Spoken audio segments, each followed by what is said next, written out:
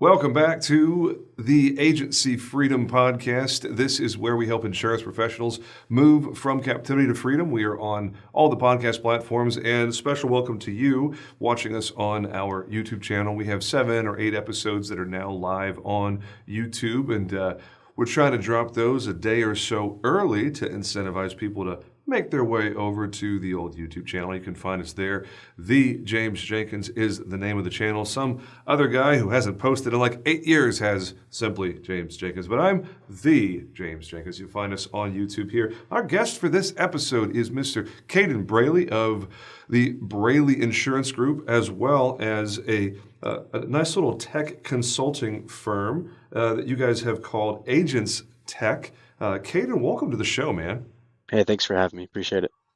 Yeah, it's not very often that I get to talk with someone who is very local to where we are here in McKinney, Texas. You guys actually have an office of Braly Insurance Group about 7 minutes that way. So, small world, man. What's going on for you this week, this month? What's shaking right now in your life? And then we'll get into all the backstory and the biography stuff here in just a second. What are you up to right now?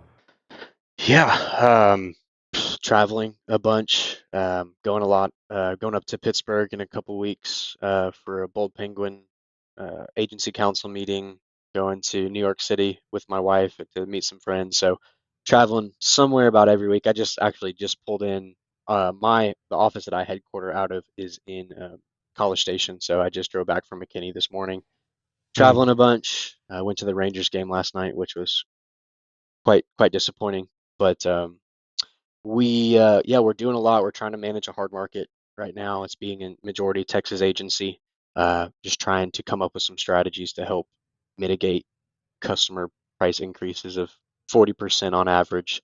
So that's been a little bit of a difficulty, but we're managing it quite well.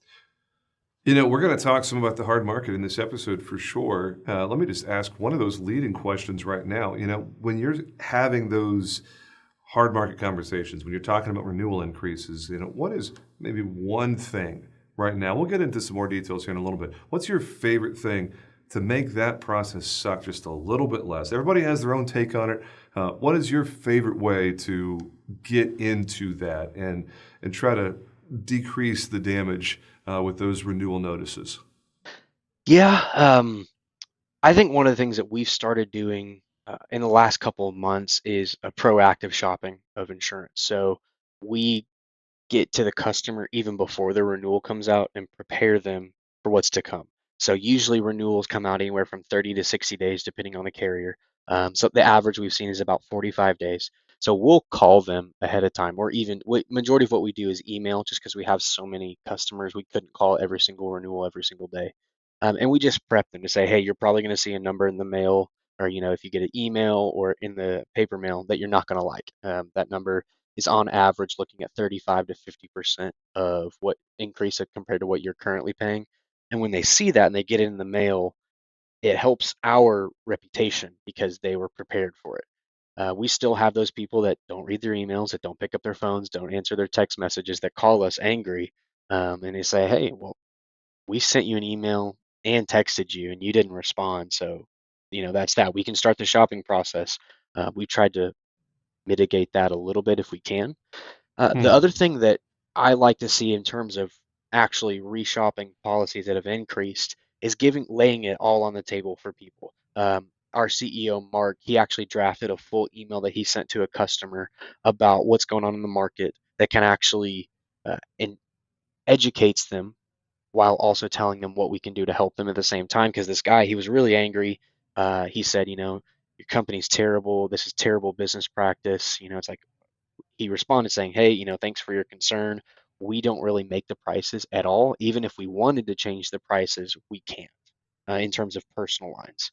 And Mark sent him three different links to non-biased, non-insurance um, articles that were telling about the insurance market. So this guy was like, okay, well, it's not a biased insurance carrier that's telling me why things are so expensive. That's one of those things. And then the thing that I've done and instructed a couple of our brokers to do as well is to actually list out every single carrier, every single carrier you quoted and the premium that you got, the full annual premium. That way the customers can see, oh, they've shopped me with Travelers and Nationwide. Well, not really Nationwide, but Nationwide Travelers and Progressive and ASI and all these different things to kind of say, hey, we did every single thing that we could. We have access to probably the most carriers of any personal lines agency in the area. eh, Sometimes all we can say is there's literally no better option. You can try State Farm if you'd like, or Farmers, but other than that, we've literally hit every single market we can. So at the end of the day, there's not a lot that we can do, but we try to help them as best we can. Yeah, I mean, the hard market is inescapable for personal lines for sure, for small commercial, yeah, and even for not small commercial in property and even GL and excess to a certain extent. Property and auto seem to be the hardest hit. Yeah. We still have workers' compensation doing its thing out there, seeing rate decreases, and I love me some work comp. There's so much that the insured can do to control their costs there.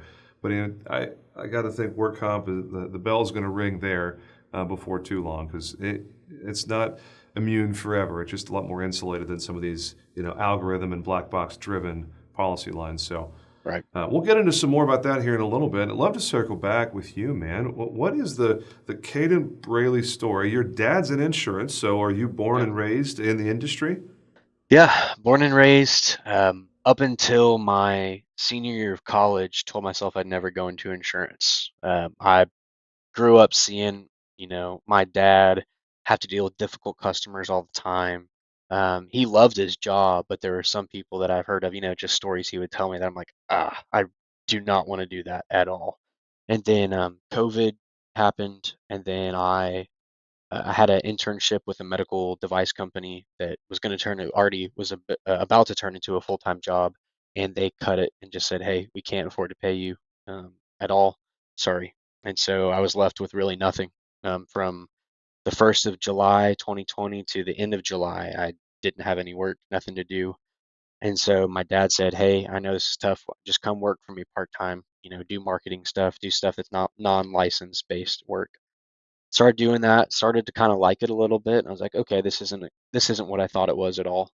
And as of once I graduated, I came on full time and I've been doing it ever since. And since then, I started two more companies as well of my own that are starting to gain traction. And it's it, I'm kind of glad that I came into insurance during this market because hopefully it levels out one day, and then I can just say, oh, this is easy. This is nothing like it used to be. So Yeah. that's pretty much it. Just traveling a bunch, going to different conferences and different meetings across the country, and that's about it. So you've been in the industry about 3 years, maybe a little bit more, Yeah, and give the or take. only industry you've ever known is COVID and then a super, super hard market. Yep, You know, I that's right. I gotta say, man, I'm a little bit jealous. I know it sounds crazy to say it, but you don't know anything other than really hard insurance industry. Dealing with all of the disruption and instability of the COVID years of the carriers figuring out what in the world they're doing, Hmm. and then a super hard market brought on by inflation, by geopolitical challenges, etc.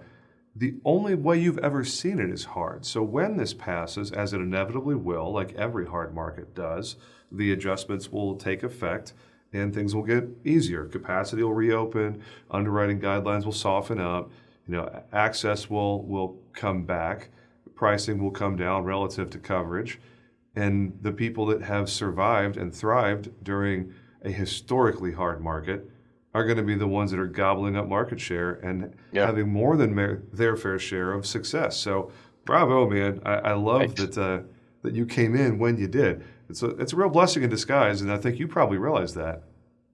Yeah, it's there's about a month or two when I was like, okay, the prices were decent. Like right after I came on full time, there was a couple times I sold some home policies that were like $1,200 for a 2,500 square foot house or something like that in like Oh, that's Austin. adorable. Yeah, yeah, it's like in like Austin, San Brand new Antonio area. construction, new roof, Oh right? yeah, yeah, yeah. So like outskirts of Yeah. Austin into College Station into San Antonio, and then most recently, something that affected close to home was my actual auto insurance went up 47%. And I've had, like everybody else, no wrecks, no tickets, no nothing. And I said, that honestly, I use that and I tell customers when they call in angry, is I said, hey, I understand what you're saying.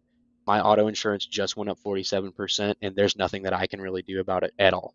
And that kind of shuts them up a little bit because they're like, oh, this is not just this is not just me that they're focusing on to try to, get me. It's literally everyone. It really is, and I don't think we're anywhere near where we need to be on rate in a lot of these classes. There's actuarial justification for significant increases even beyond what we're seeing right now based on Hmm. loss frequency and severity. And obviously, that message does not play well with the policyholders. So I can say that to you, but I'm not saying it to our insureds, of course. Yeah. Um, but I mean, I don't think we're near the finish of this. From what I can see and hear from carriers and wholesalers we work with, it's probably at least another year, if not a year and a half. Yeah. Second, probably towards the middle of 2025. It seems from what I hear from folks, if we're able to avoid a major catastrophe on the Gulf Coast or wildfires and hailstorms that are out of the norm, then it looks like by 25 we probably are heading back in a good direction. Is that what you're hearing with all the folks that you're involved with at Bold Penguin and your agency? Yeah, we're looking, I'd say, I actually just got a call with Mark, our CEO, a couple hours ago, and he said he talked to a few upper level people at some top 20 insurance carriers, and they said they're even looking at like 2 years potentially. Um, they tend to tell the principals a lot more than they do, obviously, than just the average producer. Mm-hmm. But yeah, year and a half to 2 years is what we're seeing of the hard market. I've seen a lot of agents, as we consult with some on with Agents Tech with some technology. We also do with that comes more business and tech consulting, and so we help them with like carriers, trying to find the best carriers for them. We've seen a lot of people, including our own agency, try to shift away from property, try to shift more towards large scale GL, sometimes commercial auto, and even going into other states. That's probably what we've seen is going to be the most effective way to diversify your portfolio as an agency. That like if you're a personal lines only agent in Texas, you're struggling right now. You are struggling. Like I cannot tell you the importance of developing another state if you can, like a low claim state like Utah or Idaho or Tennessee or something like that, where you can get a non-resident license fairly easy and just ask your carriers to get appointed. And majority of them will do that because they want that exposure in those non-claim states because they still want the revenue from the premium, but they don't want the claim exposure. So Yep. we tell our sales managers at different carriers, hey, we're moving into Pennsylvania, or we just opened in Pennsylvania, we're moving into Illinois or Ohio, and they're like, heck yes, here you go, have fun.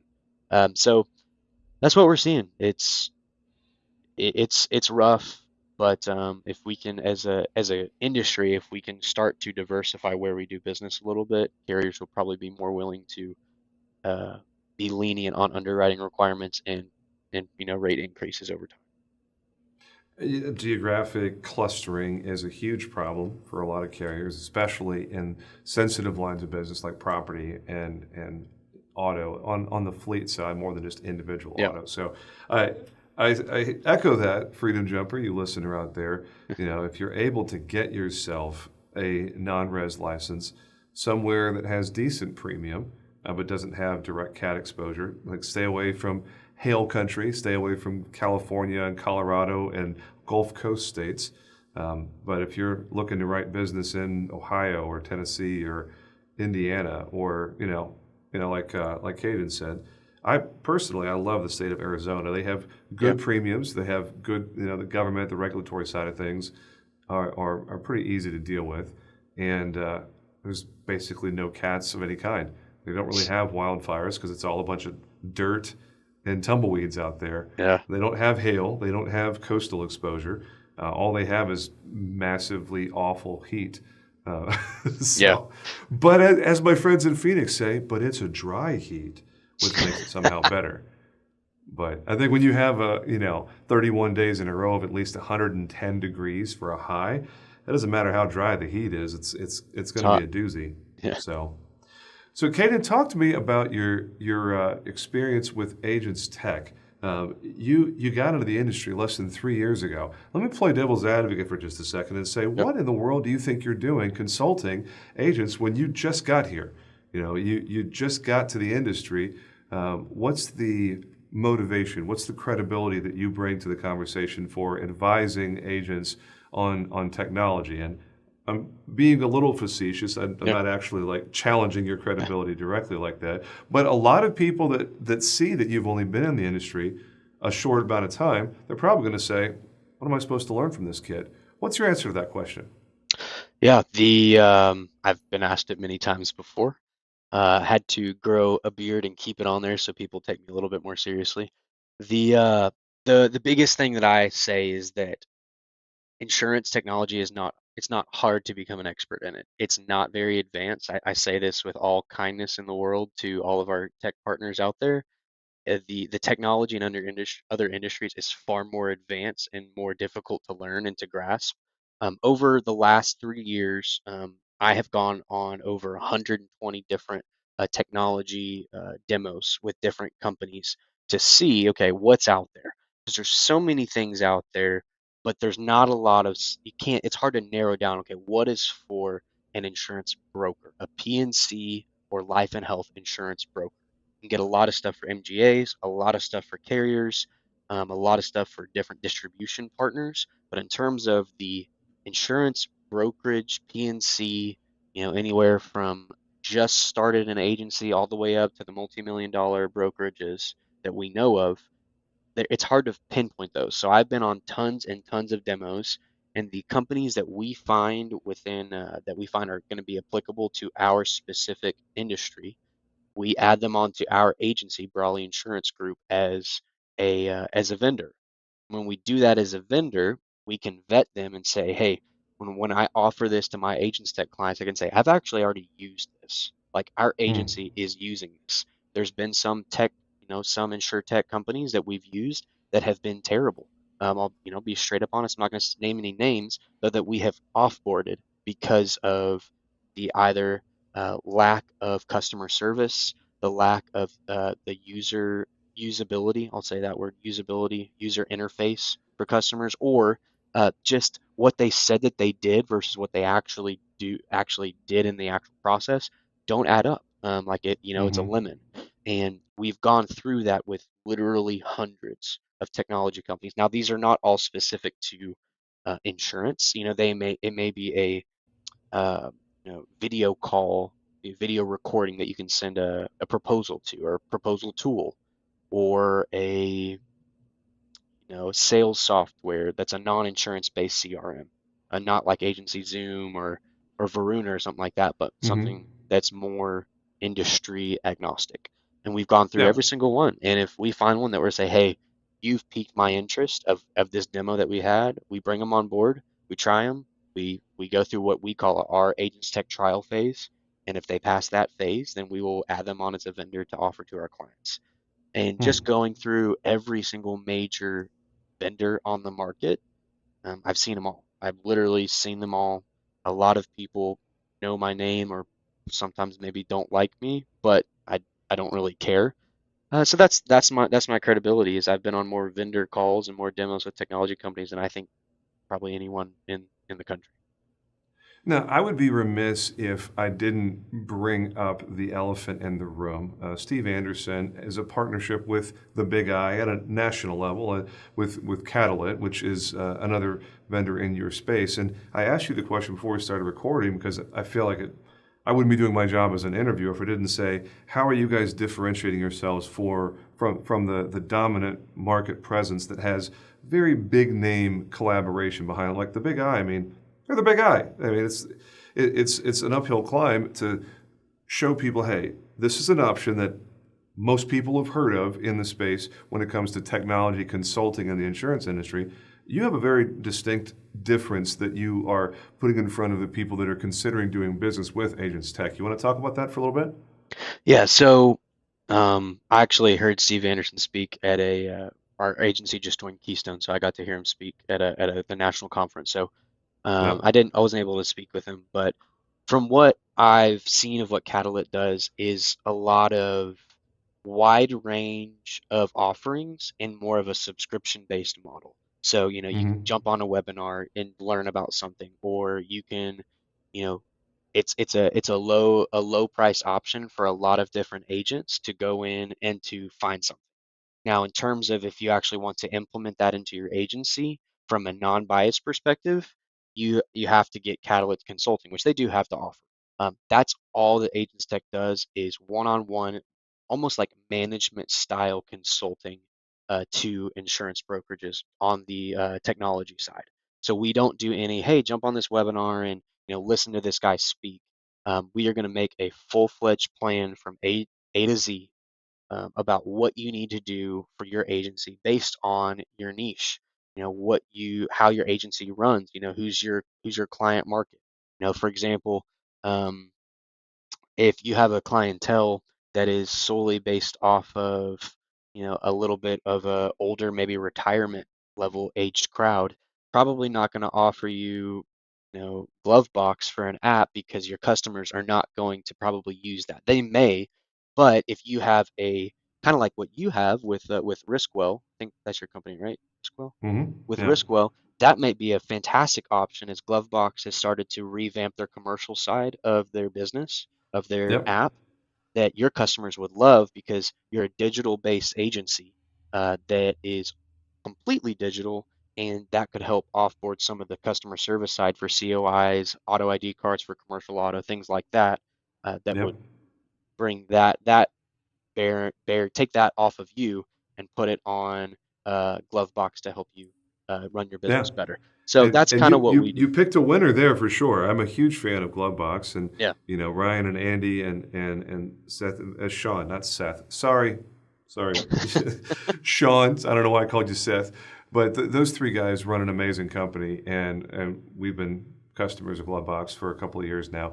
Yep. I was very eager to see the commercial support they finally released, but as Ryan said, they want to make sure they got it right, Yeah. not getting it out to market quickly. It's kind of the old iPhone versus Android approach. Android's like, bleh, let me just give you 12 different phones and we'll throw a bunch of things against the wall and see what sticks. And, iPhone might get the same feature a year or two or three later, but when they do, mwah, it's Exactly. perfection.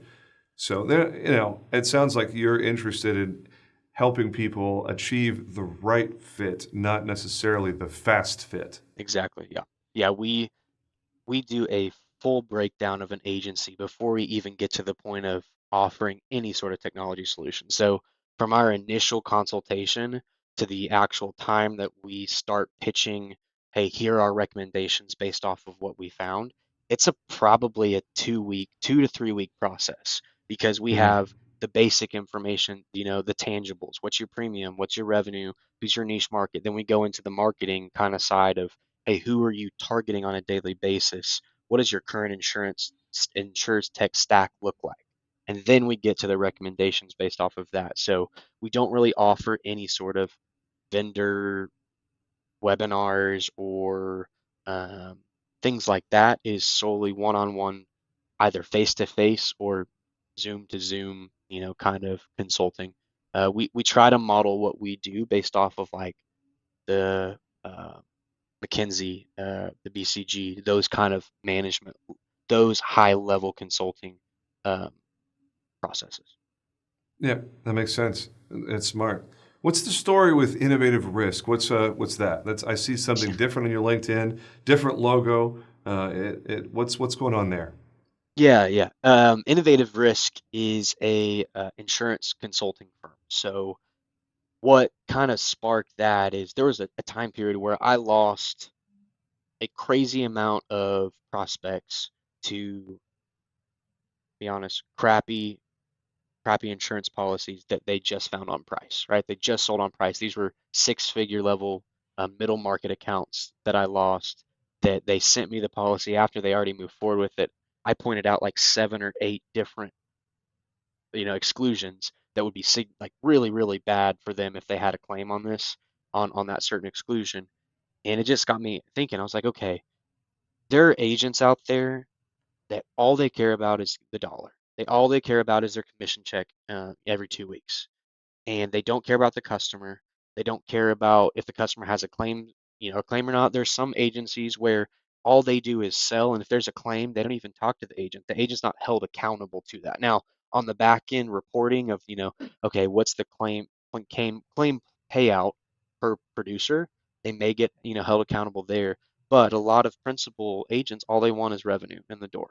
Now, depending on which aggregator you go to or network, they manage your loss ratio.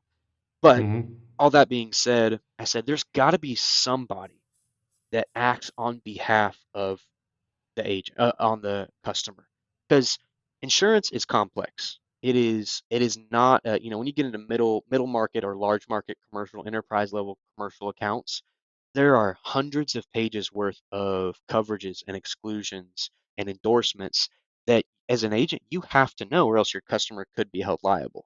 And when you have some agents that are improperly trained to do that, the customer is the one that pays the price for that. And the customer always pays the price for that. So innovative risk is, I like to call it the buyer's agent side of insurance. So in the real estate, when you're buying a home, you have a seller's agent and a buyer's agent. Right now, as insurance brokers selling the carrier's product, we act as seller's agents. Innovative Risk is a buyer's agent. We get paid a flat fee no matter how large or small the premium is that the Mm-hmm. company is working with, and we help them manage the renewal process the entire way. We actually become their fractional chief insurance officer, and we say, hey, we will be the point of contact for your insurance broker, and we will either, according to what you want to do, we can shop it for you with different insurance brokers that have a niche market and that we know of. Say if it's a electrical contractor, we can go to an agent that I know that only does electrical contractors of a certain size, and that is his go-to. I trust him with everything electrical contractor.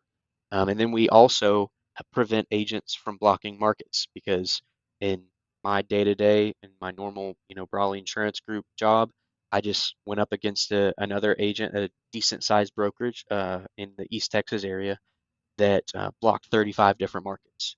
That when I went to the guy and he said, "Hey, do you have a quote?" I said, "Honestly, no. Your agent blocked every single market available. I can't even tell you if you are having the best deal that you could." And so we go to these agents that we're working with and say, "Hey, this is a six-figure account.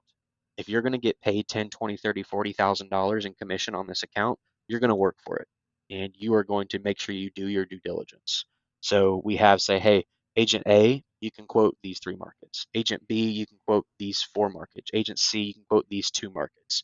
And they compete. It is a competition based of quoting. And then Yeah. after we find the best one, I go back in with my insurance knowledge, review the policy, say, "Hey, this is a really bad exclusion. I want that off." Hey, if you go ahead and the owner gave me the go ahead to move forward, if you can give 11% off of the premium right now. If you can do that right now, we'll pull the trigger and go with you. So it's really holding agents accountable for the job that they're supposed to be doing. That over the Mm-hmm. past, decades, agents have gotten relaxed. They have not done their job, got paid so much in commission, 10, 20, 30, $40,000, but they don't do the work necessary to maintain that account, and then the customer pays for it. So in all, I know that was a bunch. That's what Innovative Risk does. Makes sense. Yeah, you're just operating as a contracted consultant for the insurance process, and there's an entire sub industry of Yep. consultants. My friend Charles Specht out of Tennessee, that's his entire gig. Can I Yep. ask a couple of questions there? I'd love to better understand kind of what you're up to there. Yeah, he's actually Charles Specht is actually the one that got me into it. So Oh, sweet, small yeah, world. yeah, So how this is something that Charles and I have spoken about because I've toyed around with the idea of doing some consulting for the accounts that for whatever reason are not a good fit for us or are not willing to sign a broker of record because they have a great relationship with the incumbent. yeah, I'm still toying with the idea. I don't want to be distracted, which is the main reason why I haven't done it to this point. But one of the things that Charles and I 100% agree on is the difficulty of perceived potential conflict of interest when the same party is acting both as consultant but also as prospective broker of record. How Right. are you guys communicating to the marketplace how that is not something that the buyer of an insurance product should be concerned about? Where it's like, hey, by the way, we'd love to be your broker of record, but if you don't want us as broker of record, here, we'll be your consultant instead. Like, how are you approaching that with these insureds? Yeah, it's in my contract. I totally have a line item that says, hey, as in entering into this contract, I will never be your insurance broker just out of a prevention of conflict of interest. So that is that. Cool. And then after the fact, just out of the goodness of my heart, I don't want to, say, oh, we couldn't do the innovative risk work, the consulting work, so hey, I could be your broker. That rubs me the wrong way because Mm-hmm. it's kind of like manipulating a customer, and Yeah. I don't want to do that. So in the No, legal I'm aspect, not. I'm not pointing my finger here at all at you. I'm more just asking because of curiosity. yeah.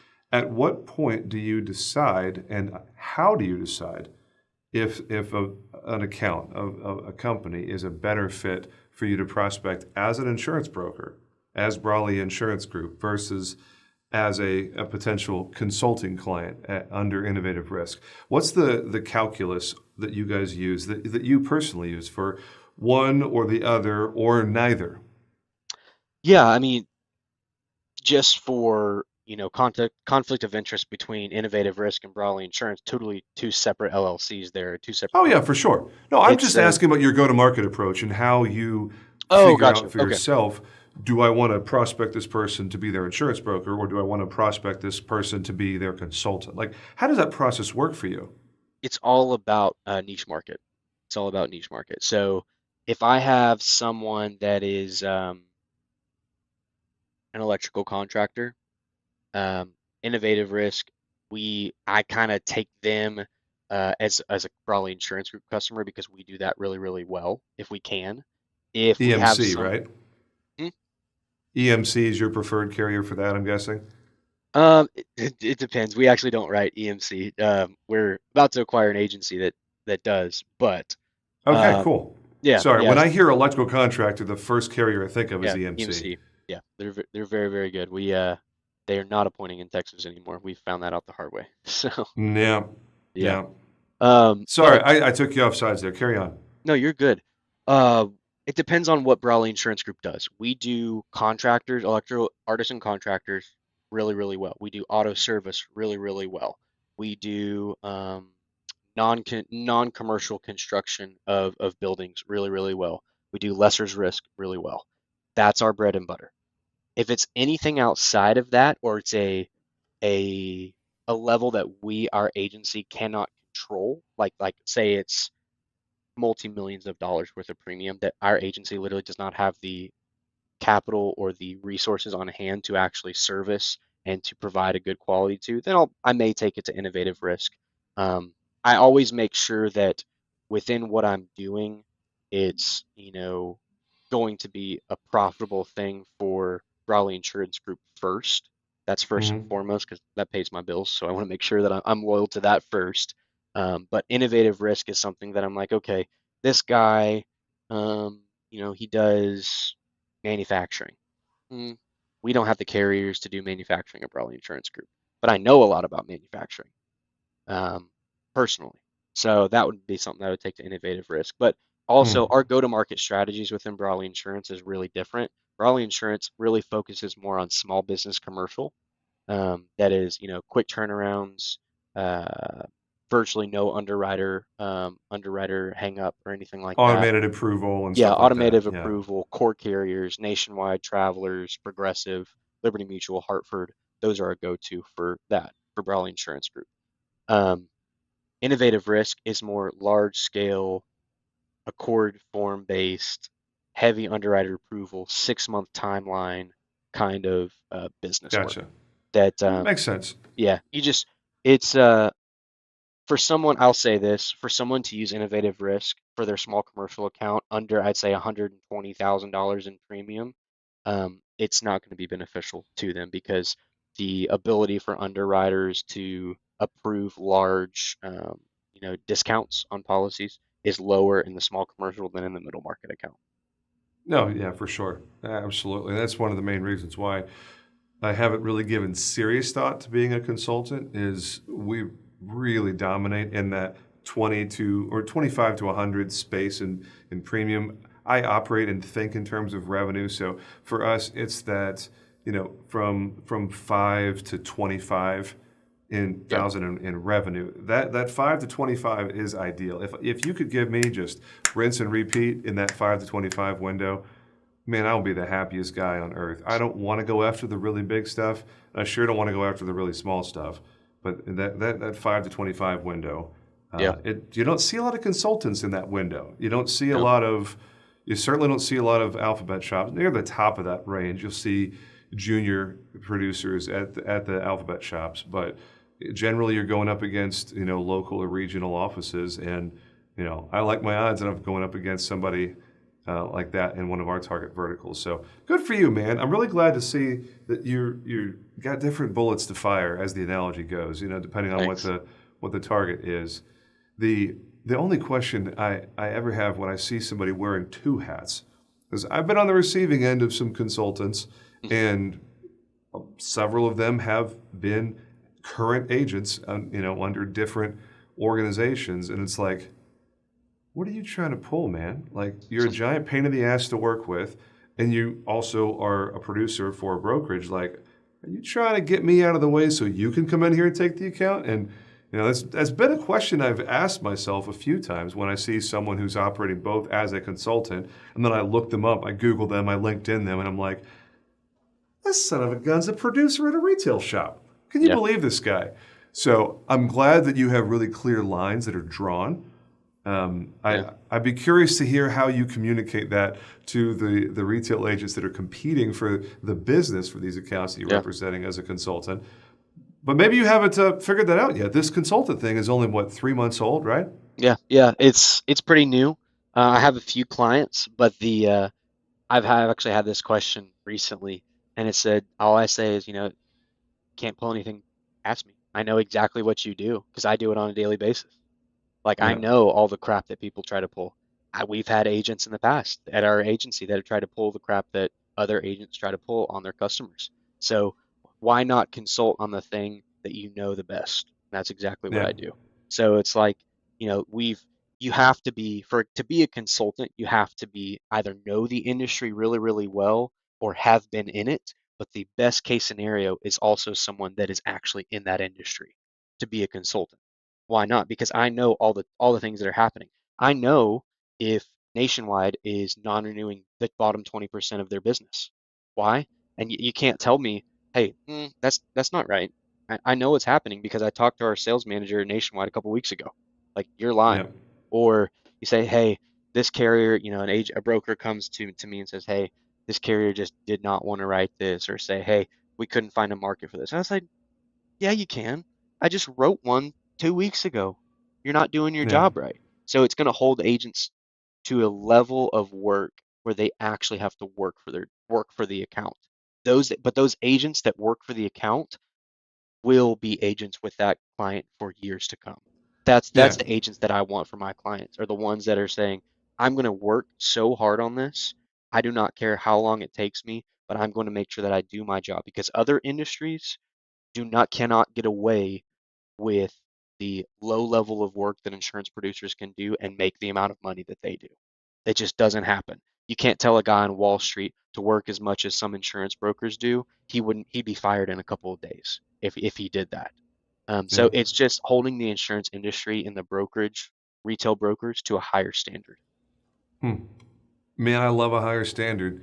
Lord knows I have said on this podcast many times that the bottom 20 or 30% of retail agents should be unceremoniously discharged from the industry because they're just mediocre or even bad, Yeah, or worse, completely clueless and asleep at the wheel, and haven't talked to their clients in weeks or months, and they're getting paid for something that they haven't done. So I'm exactly. all about people like you raising the bar for these accounts. So, bravo, man. I love that. Thanks. We have run through my questions. I don't have any other questions right now, man. I feel like we've done a good job circling the wagons. As we land the plane, Caden, and first off, sorry I messed up your last name there. And that's not No, Brayley, it's all it's right. Braly. Appreciate that. You were gracious there. Anything else you want to talk about before we land this plane and get you and I back to our afternoon? Not really. Just I'd say the market, people have got to adjust how they prospect customers, especially in Texas, Florida, Colorado, California. Um, you have to adjust. You cannot continue the way that you have been over the last couple of years. You have to be innovative. You have to think, do I go to another state? Do I get rid of personal and do commercial only? Do I, maybe for some agents, maybe it's their time to retire. Maybe it's their time to just say, hey, I've had a good run. It's probably time to get out while I still can and Yeah. just call it a day. Um, Or if you you don't know, want to get out yet, but you're tired of the grind, then someone like me, and probably someone like Brawley Insurance Group, is sitting here going, let's have the merger and acquisition conversation. yeah, As we're, I mean, Riskwell is looking for the right opportunities to acquire, to roll in. If somebody came in today and said, "Hey, let's merge," I'm going to have that conversation and see if it makes sense. And there's a lot of folks out there that are ready to buy because they're in growth mode and they see this as a huge opportunity. So I think you're right on target, man. Even the folks that are saying, you know what, I'm not happy. I just don't want to quit quite yet. Well, yeah, maybe you should look and see if there's an M&A opportunity in your area that makes sense. And you yeah. know And that, one last thing on M&A, this is something that recently I've noticed. If someone comes to you, if a big name firm comes to you and says, "Hey, we want to buy you out, but you have to stay on for 5 years after that and work to maintain that book of business," the whole buyout period, you do not mm-hmm, have to go through with that.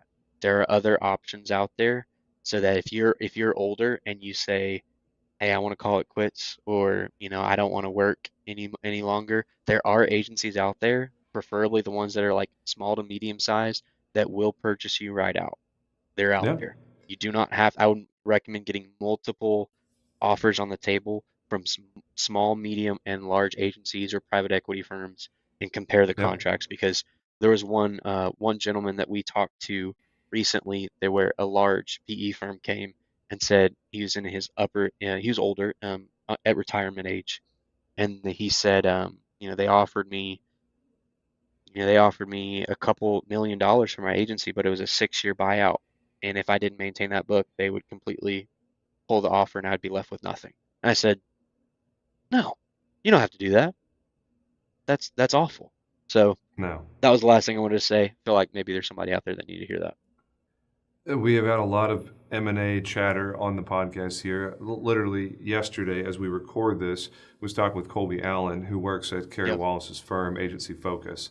Colby and I had a rather lengthy chat on the M&A subject. That episode will come out probably a week or two before yours does. So for those of you that are listening in the future, for starters, I'm jealous because you know who wins the World Series this year. By the time this episode drops in December, we already know who hoisted that trophy, and I really hope it wasn't the Astros. I would almost take any of the other three teams. Certainly, I prefer the Rangers winning the World Series, but I would take the Phillies or the Diamondbacks over the Astros. As long as they don't win, it's a good year as far as I'm concerned. So, man, what's the best way for someone to reach out to you if they want to connect, Caden? Yeah, I have like 5 or 6 different emails. So the best thing would just be message me on LinkedIn. You can just search Caden, Caden. Last name is Brawley, B like boy, Raly, and I'll show up there. You can just message me on You're LinkedIn. easy to find there. Yeah, easy to find there. Awesome. Well, he is Caden Braly, not Brayley, and he is in College Station, Texas, the principal at Innovative Risk and a leader at the Braly Insurance Group in McKinney. And this has been another episode of the Agency Freedom Podcast. Catch me on LinkedIn, or you can drop me a line at james@jamesjenkins.com. If there's anything I can help you with, if you have any comments or suggestions, you know where to find us. Make it a great day, boys and girls. We'll talk to you again real soon. Y'all take care.